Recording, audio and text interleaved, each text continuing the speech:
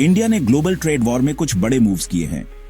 मुझे पता है कि आपने टैरिफ, नए ट्रेड डील्स और बदलती अलायंसेस के बारे में बहुत कुछ सुना होगा, पर असल में क्या हो रहा है और इसका हम पर इंडिया में क्या असर पड़ेगा, चलिए इसे समझते हैं। हाल ही में इंडियन गवर्नमेंट ने कुछ सिलेक्टेड इंपोर्ट्स पर नए टैरिफ लगाए हैं। ये उन डेवलप्ड नेशन से इंपोर्ट किए गए प्रोडक्ट्स हैं जिन्होंने इंडियन प्रोडक्ट्स पर ड्यूटी लगाई हुई है। ये एक तरह से इंडिया कह रहा है, if you play tough we can play tougher.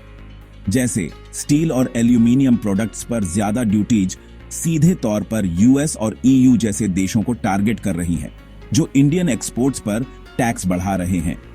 पर बात सिर्फ टैरिफ लगाने की नहीं है। इंडिया नए ट्रेड पार्टनर्स भी ढूंढ रहा है। लैटिन अमेरिकी और अफ्रीकी देशों के साथ बातचीत तेज हो रही है।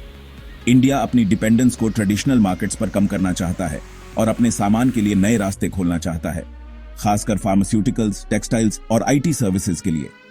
यह एक स्मार्ट मूव है क्योंकि दुनिया की इकोनॉमी तेजी से बदल रही है और कुछ ही ट्रेडिंग पार्टनर्स पर निर्भर रहना रिस्की हो सकता है। अब एक और इंटरेस्टिंग अपडेट है। गवर्नमेंट ने इंडियन एक्सपोर्टर्स के लिए नए इंसेंटिव्स शुरू किए हैं।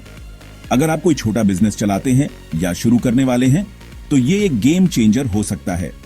इन इंसेंटिव्स का मतलब है फाइनेंस तक बेहतर पहुंच, आसान कंप्लायंस और इंटरनेशनल मार्केट्स तक पहुंचने के लिए डिजिटल टूल्स।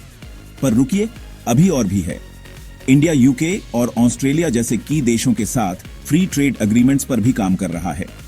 इन डील्स से टैरिफ कम हो सकते हैं और इंडियन प्रोडक्ट्स के लिए फॉरेन मार्केट्स में बिना एक्स्ट्रा कॉस्ट्स के एंटर करना बहुत आसान हो सकता है। प्रगति धीमी रही है, लेकिन नेगोशिएशंस आगे बढ़ रहे हैं और हमारी इकोनॉमी के लिए इसके पोटेंशियल बेनिफिट्स बहुत बड़े हैं। आम लोगों पर इसके असर को नहीं भूलना चाहिए, जैसे आप और मैं। जब इंडियन मैन्युफैक्चरर्स को अब्रॉड नए अवसर मिलते हैं तो इसका मतलब है ज्यादा जॉब्स, ज्यादा इनकम और घर पर कुछ इंपोर्टेड गुड्स के लिए कम दाम। लेकिन हाँ, एक रिस्क भी है। कुछ इंडस्ट्रीज को फॉरेन ब्रांड्स से कड़ी कंपटीशन का सामना करना पड़ सकता है। इसीलिए government make in India campaign और नई मैन्युफैक्चरिंग स्कीम्स के जरिए इंडियन बिजनेस को ज्यादा कंपेटिटिव बनाने पर भी ध्यान दे रही है। तो सारांश में, इंडिया ट्रेड वॉर में पलटवार कर रहा है, लेकिन सिर्फ रिएक्ट करने के बजाय देश प्रोएक्टिव हो रहा है।